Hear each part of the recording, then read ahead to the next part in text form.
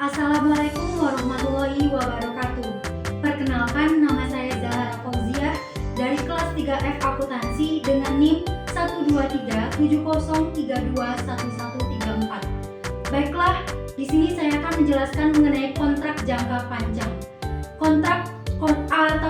Apakah itu kontrak konstruksi jangka panjang?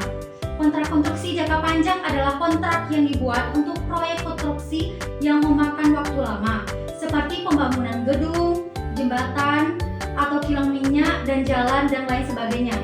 Jenis kontrak itu dapat terbagi menjadi dua, yaitu kontrak harga tetap, yaitu di mana kontraktor setuju untuk menyelesaikan proyek dengan harga tetap yang disepakati.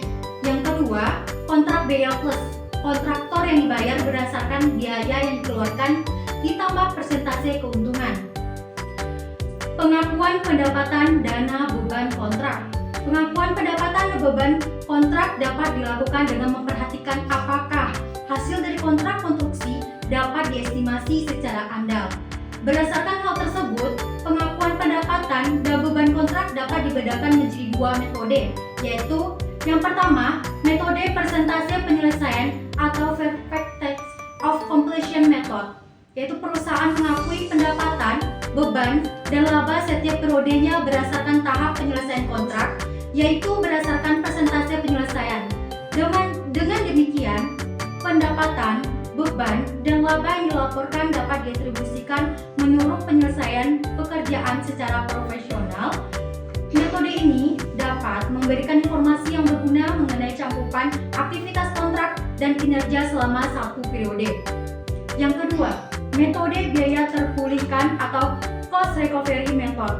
Dalam beberapa kondisi, ketika metode persentase penyelesaian tidak dapat digunakan, maka menurut metode ini, pendapatan hanya diakui sebesar biaya yang telah terjadi sepanjang biaya tersebut diperkirakan dapat terpulihkan. Ketika semua biaya telah diakui, maka laba baru dapat diakui. Perusahaan mengakumulasi biaya konstruksi dalam suatu akun, yaitu pekerjaan dalam proses atau construction in process, dan mengakumulasi penagihan termin dalam akun kontra, yaitu termin atau disebut dengan progress billing. Perusahaan harus menggunakan metode persentase penyelesaian ketika hasil kontrak konstruksi dapat diestimasikan secara andal dan jika semua kondisi terpenuhi. Yang pertama, total pendapatan kontrak dapat diukur secara andal. Yang kedua, kemungkinan besar manfaat ekonomis yang dapat berhubungan dengan kontrak tersebut akan mengalir ke perusahaan. Yang ketiga, biaya kontrak untuk menyelesaikan kontrak dan tahapan penyelesaian kontrak pada akhir periode pelaporan dapat diukur secara andal. Biaya kontrak yang dapat diatribusikan pada kontrak dapat diidentifikasi dengan jelas dan diukur secara andal sehingga biaya kontrak aktual dapat dibandingkan dengan estimasi sebelumnya. Untuk perhitungan persentase penyelesaian, seperti yang telah dijelaskan pada bagian sebelumnya bahwa menurut PSAK 23 Revisi 2010, pendapatan tingkat penyelesaian transaksi dapat ditentukan dengan berbagai cara. Perusahaan menggunakan dasar yang andal dalam mengukur pekerjaan yang dilakukan, tergantung dari sifat kontraknya. Dasar yang dapat digunakan yaitu yang pertama, proses biaya kontrak yang terjadi dibandingkan estimasi total biaya kontrak.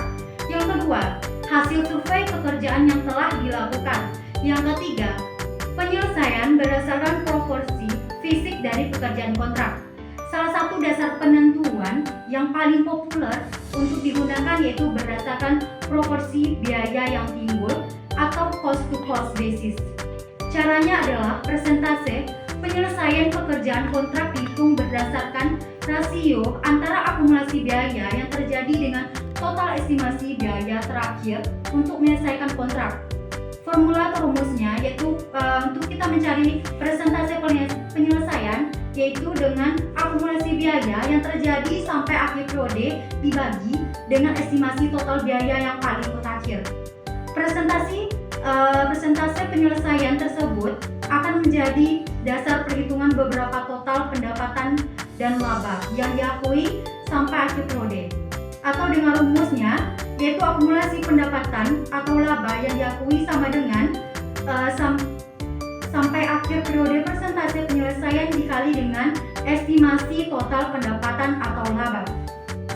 Untuk menghitung beberapa pendapatan dan laba diakui setiap periode, maka perusahaan mengurangkannya dengan total pendapatan atau laba yang sudah diakui sampai periode sebelumnya. Seperti dengan menggunakan rumus pendapatan periode berjalan atau laba sama dengan akumulasi pendapatan atau laba yang diakui sampai akhir periode dikurang dengan estimasi total pendapatan atau laba yang sudah diakui sampai periode sebelumnya. Baiklah, mari kita akan masuk perhitungan, yaitu contoh metode persentase penyelesaian dengan perhitungan cost to cost basis. Contohnya itu, soalnya itu PT Buana Karya merupakan kontraktor yang berspesialisasi dalam pembangunan jalan senilai 18 juta. Estimasi biaya kontrak adalah 16 juta. Periode pekerjaan akan memakan waktu selama 3 tahun. Pada akhir tahun kedua, estimasi biaya kontrak meningkat dari 16 juta menjadi total 16 miliar 200 juta. Data-data PT Buana Karya. Biaya kontrak yang terjadi pada tahun pertama 4 juta, tahun kedua 11 miliar 664 juta, tahun ketiga 16 miliar 200 juta. Biaya kontrak yang untuk menyelesaikan pada tahun pertama 12 miliar, tahun kedua 4 miliar 536 juta, sedangkan tahun ketiganya tidak ada. Untuk tagihan terminnya, pada tahun pertama 3 miliar 600 juta, tahun kedua 9 miliar 600 juta, dan tahun ketiganya 4 miliar 800 juta. Dan penerimaan kas pada tahun pertama itu 3 miliar, tahun kedua 7 miliar, tahun ketiga 8 miliar. Mari kita masuk perhitungan penyelesaian pekerjaan konstruksi. Harga kontrak pada tahun pertama, kedua, dan ketiga itu senilai 18 miliar. Dikurang dengan estimasi biaya. Estimasi biaya itu berupa biaya kontrak yang terjadi pada tahun pertama 4 miliar, pada tahun keduanya itu 11 miliar 664 juta, pada tahun ketiganya 16 miliar 200 juta.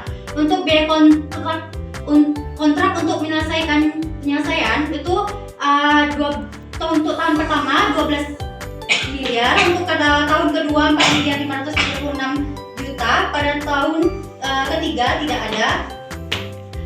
Untuk estimasi total biaya kontrak, yaitu kita dapatkan dari biaya kontrak yang terjadi ditambah dengan biaya kontrak untuk menyelesaikannya. Jadi 4 juta untuk pada tahun pertama, 4 juta ditambah 12 juta sama dengan 16 miliar. Begitupun tahun kedua dan ketiga. Sedangkan untuk estimasi laba kotor pada tahun pertama, untuk mencarinya yaitu kita dapat harga kontraknya itu kita kurang dengan estimasi total biaya kontrak. Untuk tahun pertamanya itu 18 miliar dikurang 16 miliar dapat 2 miliar. Untuk tahun yang kedua begitu juga 18 juta dikurang dengan 16 miliar 200 juta sama dengan 1 miliar 800 ribu. Tahun ketiga 18 miliar dikurang dengan 16 miliar 200 sama dengan 1 miliar 800. Untuk selanjutnya itu untuk persentase penyelesaian. Untuk cari persentasenya itu kita cari dengan 4 miliar dibagi 16 miliar dapatnya 25% untuk tahun pertama. Untuk tahun kedua 11 miliar 664 juta dibagi 16 miliar 200 juta maka dapatnya 72%. Sedangkan untuk tahun ketiga 16 miliar 200 juta dibagi dengan 16 miliar 200 juta makanya dapat 100%. Baik, kita lanjut ke jurnal. Jurnalnya itu untuk yang pertama untuk mencatat biaya konstruksi, yaitu dengan jurnal pekerjaan dalam proses pada material, kas, utang, dan lainnya. Untuk tahun pertama 4 juta kita dapat dari soalnya, yaitu untuk pekerjaan dalam prosesnya itu 4 juta. Untuk tahun kedua kita mencari dapat harga 7.664.000.000 ini dari tahun kedua dikurang dengan tahun pertama. Makanya dan 11.664.000.000 dikurang dengan 4 miliar, maka dapat hasilnya 7.664.000.000. Untuk tahun yang ketiga, kalau untuk tahun yang ketiga kita kurangkan saja dari tahun ketiga dengan tahun kedua, berarti 16.200.000 dikurang 11.664.000.000, maka dapat hasilnya 4.536.000.000. Untuk yang kedua, jurnal kedua untuk mencatat tagihan termin. Untuk jurnalnya itu kuitang usaha pada termin. Kita lihat saja untuk nominalnya, kita lihat di tagihan terminnya itu 3.600.000, kita pindahkan saja. Begitupun dengan tahun kedua dan tahun ketiga, kita pindahkan terminnya sesuai ke dalam jurnal. Untuk tahun ketiga, untuk jurnal ketiga, untuk mencatat penerimaan tagihan, yaitu kas pada piutang usaha. Untuk nominalnya kita dapat dari data-data PT Buananya itu senilai 3 miliar untuk tahun pertama. Untuk tahun kedua 7 miliar, untuk tahun ketiga 8 miliar. Estimasi pendapatan, beban, dan laba diakui PT Buana Karya. Untuk tahun pertama kita pendapatannya itu kita dapat itu 18 miliar dikali dengan 25%. 25% ini kita dapatkan dari tahun pertama persentase penyelesaiannya, yaitu 18 miliar dikali 25%, maka dapatnya 4.500.000.000. Untuk bebannya kita dapat dari soal beban. Untuk bebannya kita ambil senilai 4 miliar. Jadi laba kotornya kita dapat dari 4.500.000.000 dikurang 4 miliar, maka dapatnya 500 juta. Diakui di periode lalu, karena ini baru tahun pertama, makanya tidak ada periode sebelumnya, maka dikosongkan. Terus kita lanjut diakui di periode berjalan. Diakui di periode berjalan, kita pindahkan saja formulasinya ke data diakui di periode berjalannya. Untuk tahun kedua pendapatannya 18 miliarnya itu dikali dengan 72%. 72% kita dapat dari tahun kedua pada persentase penyelesaiannya, maka dapat 12.960.000.000. Terus untuk bebannya pada tahun kedua kita dapat nih 11.664.000.000. Jadi untuk laba kotornya kita kurangkan saja ini dengan ini, dapatnya 1.296.000.000. Karena untuk diakui di periode lalu, kalau ini tahun kedua, maka kita dapat lihat diakui periode lalunya itu dari sini, pindahkan saja. Terus untuk diakui periode berjalannya, kita dapat 12.960.000.000 dikurang dengan 4.500.000.000 sama dengan 8.460.000.000. Terus 11 miliar 11.664.000.000 dikurang 4 miliar, maka dapat 7.664.000.000. Maka untuk mencarinya ini dikurangkan, ini dikurang ini, maka dapat hasilnya 796 juta. Tahun ketiga pendapatannya 18 miliar dikali 100%. Kita 100% ini kita ambil dari persentase penyelesaian pada tahun ketiga, yaitu 18 miliar kali 100%, maka dapat 18 miliar dikurang bebannya itu 16.200.000.000 pada tahun ketiga. Terus maka dapat laba kotornya 1.800.000.000. Terus untuk dia periode lalunya kita ambil dari tahun kedua. Jadi pindahkan periode lalu tahun kedua itu dipindahkan untuk pada tahun ketiga. Dan untuk pencarian diakui periode berjalannya itu 18 miliar dikurang dengan 12.960.000.000, maka dapat 5.040.000.000. Terus 16.200.000.000 dikurang 11.664.000.000 sama dengan 4.536.000.000, maka dapat laba kotornya kita kurangkan, maka dapatnya 504 juta. Selanjutnya jurnal pengakuan pendapatan, beban, laba, yaitu untuk mengakui pendapatan dan laba kotor. Jurnalnya itu Pekerjaan dalam proses laba kotor, beban kontrak pada pendapatan kontrak. Pekerjaan dalam proses laba kotornya itu 500 juta, terus beban kontraknya tuh pada tahun pertama itu 4 juta, terus sama pendapatan kontraknya 4.500.000. Ini kita dapat dari data estimasi pendapatan beban dan laba diakui PT Buana Karya. Jadi kita sesuaikan dengan jurnalnya sesuai dengan data-data estimasi pendapatan beban dan laba diakui pada PT Buana Karya. Selanjutnya,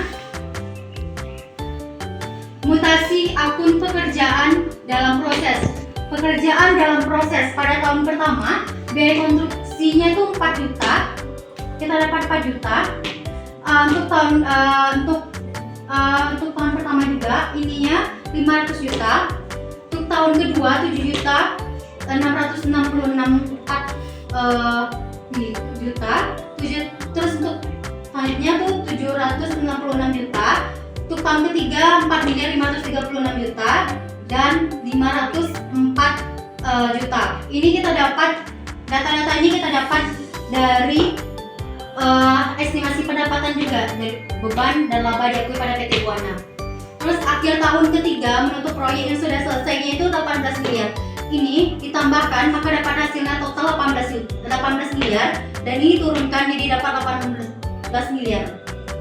Selanjutnya laporan laba rugi PT Buana Karya. Laporan laba rugi. Laporan laba rugi yaitu pendapatan, beban kontrak dan laba kotor. Kita sesuaikan pada sebelumnya, pendapatan kontrak kita pada sebelumnya itu kan 4 miliar 500 juta. Beban kontraknya itu 4 miliar. Laba kotornya itu 500 juta. Untuk tahun keduanya juga sama, kita dapat dari sini estimasinya 8 miliar 460 juta, bebannya itu 7 miliar 664 juta dan laba kotornya itu 796 juta. Untuk tahun ketiganya juga diambil dari estimasi ini, kita pindahkan untuk sesuai dengan akunnya, pendapatan kontrak, beban kontrak dan laba kotornya. Laporan posisi keuangan PT Buana Karya. Aset lancar yaitu kas, tagihan kotor pada tahun pertama itu 900 juta, pada tahun kedua dan ketiga tidak ada. Piutang terminnya pada tahun pertama 600 juta, sedangkan tahun kedua 3 miliar 200 juta, sedangkan dan tahun ketiga tidak ada. Yang selanjutnya itu liabilitas lancar. Liabilitas lancar utang brutonya, tahun pertama tidak ada, tahun kedua 240 juta. Baik, perhitungan selanjutnya tentang perlakuan akuntansi untuk kontrak konstruksi yang mengalami kerugian. Soalnya PT Ambarawa membangun jembatan untuk pelanggannya di tahun kedua. Estimasi penyelesaian kontrak adalah 3 miliar 250 juta dan biaya yang terjadi tahun kedua adalah 2 miliar. Nilai kontrak adalah 5 miliar 500 juta. Data tahun pertama kita lihat pada harga kontraknya itu 5 miliar 500 juta. Beban periode berjalannya itu 1 miliar. Karena ini kan sebelum di soalnya itu kan periode terjadi pada tahun kedua. Jadi karena dia tahun kedua dan berjalannya baru 1 tahun, maka kita dapat ambilnya dibagi 2 dapat 1 miliar. Terus estimasi biaya penyelesaiannya 4 miliar. Presentasi penyelesaiannya dapatnya 25%. Pendapatan diakui 1 miliar 375 juta. Laba kotor tahun pertama itu 375 juta. Kita lanjut dengan data sebelumnya. PT Ambarawa mengalami kerugian. Kita lihat datanya. Pendapatan kontrak pada ini senilai 1 miliar 760 juta 587 ribu. Beban kontraknya itu 2 miliar. Jadi kita kurangkan karena pendapatan kontrak lebih kecil daripada beban kontrak otomatis dia akan mengalami minus atau kerugian. Jadi kerugian pada PT Ambarawa ini senilai 232.413.000. Terus kita lanjut buat ayat jurnal yang harus dibuat ketika mengakui pendapatan dan beban kontrak, yaitu jurnalnya beban kontrak pada pendapatan kontrak dan pekerjaan dalam proses. Beban kontraknya kita lihat dari sini nilainya 2 miliar. Terus pendapatan kontraknya kita lihat dari sini 1.767.587.000. Terus ya pekerjaan dalam proses itu kita dapat dari kerugian ini, yaitu senilai 232.413.000. Baik, kita masuk ke contoh perlakuan akuntansi untuk konstruksi yang mengalami kerugian secara keseluruhan. Soalnya, contoh soal PT Anggara membangun gedung untuk pelanggan dengan durasi proyek 3 tahun.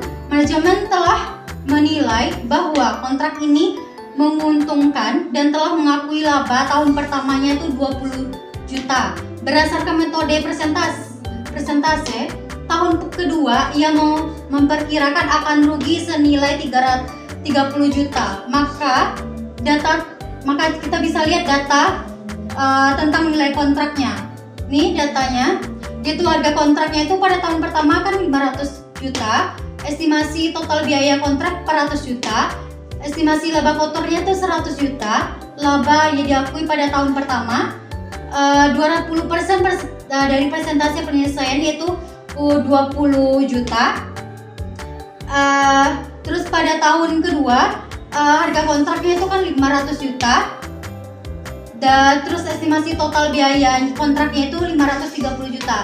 Jadi harga kontraknya itu lebih kecil dibanding dengan estimasi total biaya kontrak. Maka dapat pada tahun kedua mengalami penurunan atau mengalami kerugian sebesar 30 juta.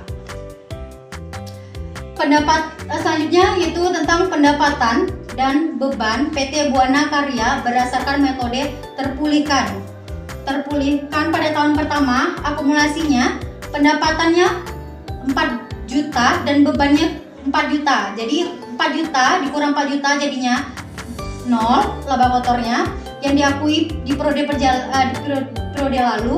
Karena ini baru tahun pertama, tidak ada periode sebelumnya, maka ini kosong. Terus diakui di periode berjalan 4 miliar di bebannya dipindahkan juga jadi 4 miliar dikurang 4 miliar jadinya 0. Terus pada tahun kedua 11 miliar 664 juta dikurang dengan bebannya juga 11 miliar 664 juta. Terus diakui untuk tahun kedua, diakui di periode lalunya, tinggal kita pindahkan dari tahun pertama ke dalam sini. Terus untuk yang diakui di peroleh berjalannya itu kita kurangkan 11 miliar 664 juta dikurang 4 miliar dapatnya 7 miliar 664 juta. Terus 11 miliar 664 juta dikurang 4 miliar jadi 7 miliar 664 juta. Ini dikurangkan, sana sama-sama nominalnya dikurangkan jadi hasilnya 0. Terus tahun ketiga pendapatannya 18 miliar kita dapat dari 18 miliar dikali 100%. Terus bebannya itu pada tahun ketiga itu 16 miliar 200 juta. Jadi 18 miliar dikurang 16 miliar 200, maka dapatnya 1 miliar 800 juta. Tahun keduanya kurangkan untuk tahun ketiganya kita pindahkan dari periode lalunya, kita pindahkan ke dalam sini. Terus untuk diakui di periode berjalannya ini dikurang ini dapatnya 6 miliar 636 juta. 16 miliar 200 dikurang 11 miliar 664 juta sama dengan 4 miliar 536 juta. Jadi 6 miliar 636 juta dikurang dengan 4 miliar 536 juta, maka dapat hasilnya 1 miliar 800 juta. Untuk jurnalnya, untuk mengakui pendapatan dan beban beban terkait, yaitu pekerjaan dalam proses atau laba kotor pada beban kontrak pada pendapatan kontrak. Untuk tahun pertama, pekerjaan dalam proses untuk tahun pertama dan kedua tidak ada. Untuk tahun ketiganya 1.800.000. Untuk beban kontraknya 4 juta. Terus untuk tahun keduanya 7.664.000.000.